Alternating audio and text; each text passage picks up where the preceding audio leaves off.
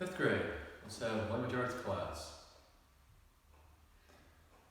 First of all, before we talk about today's lesson, we're going to do some review.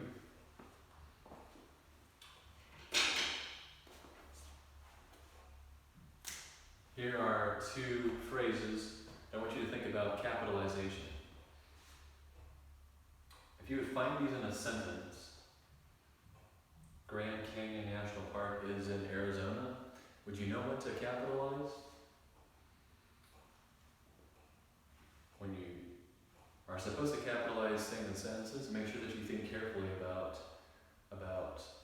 all the phrases. Sometimes words are part of a proper noun phrase, just like this, Grand Canyon National Park. It's all part of the name of the park. So apply that to this second one, First Assembly Church of God. If you would find that phrase in a sentence, would you know that the whole thing is actually the name of the church? First Assembly Church of God. So all those get capitalized. My point is, make sure that you think when you're supposed to capitalize words in a sentence and be on the lookout for a phrase that is a proper noun phrase. Okay, here, A or B, which one, or do both sentences use colons correctly? So think about the way the colons are used.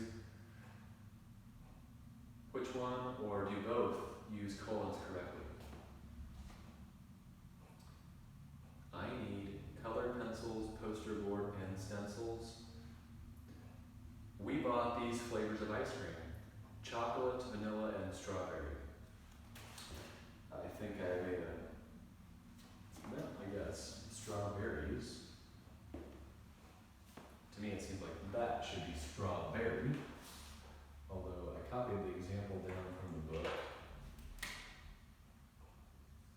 We'll change it to strawberry because I think it looks better.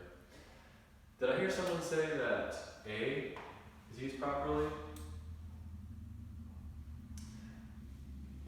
No, A is not used properly because you should never use a colon after a verb, right?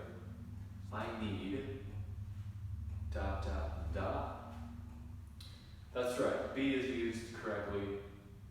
We bought these flavors of ice cream: chocolate, vanilla, and strawberry. The colon is used correctly in part B. Okay, for today's lesson, it is a lesson on alliteration.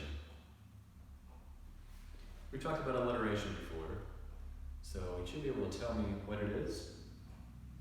What is alliteration? It is repeating beginning consonant sounds of accented words. Okay, so we're talking about alliteration in a poem. Repeating beginning consonant sounds of accented words. So it's talking about words in a poem that are accented. Some are accented, some aren't accented, right? Depending on the rhythm pattern. And it's talking about when the accented words, when a number of accented words in the same line or in maybe two lines close by each other have the same beginning consonant sound, we call that alliteration. Alliteration is, another tool that poets use, and it often adds a playful feeling to writing, although it can also be used to emphasize something a little more serious. If you're not on the lookout for alliteration, it's easy to miss, but if you know it's there, or if you are familiar with it, then you start picking it out, and I think it adds playfulness, or definitely adds something to poems. I'm going to read the poem there in your pink box, and notice the alliteration of the letter S. Slowly, silently, now the moon walks the night in her silver shoon. This way and that she peers and sees silver fruit upon silver trees. And that is from the poem Silver, written by Walter de la Mare.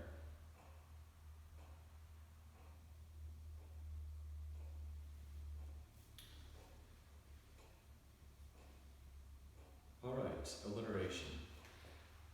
Here's a little tongue twister. Alliteration is used in tongue twisters too. Tongue twisters are made up of words that start with the same letter, which is why we call them tongue twisters. Peter Piper picked a peck of pickled peppers. There's a tongue twister using alliteration. We find alliteration in other things like names of stores, names of items, Dunkin' Donuts. Yeah, we've talked about that before. So here's a little extra thing for you to do. Pick a letter and then see if you can create a sentence that has most of the words or all of the words in the sentence start with that letter. Make your own tongue twister. And then send it to me via text message, and I'll read them off tomorrow when we have limited arts period. One thing I want to talk about in today's lesson yet, actually two things. Part B says, the directions say, practice this poem and read it to someone else. Remember to observe punctuation. Read by thoughts. Practice for you to read poems by thought and punctuation.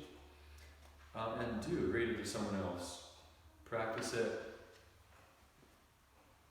by reading it to yourself out loud one or two times, and then read it to someone else. Also, part F, write present participle, past participle, or future to identify each verb. And so, just want to point you in the right direction. Make sure you don't guess. The back of your book has a list of verbs, and you can go there to look for clues, so you don't have to guess here. All right, that's all for today.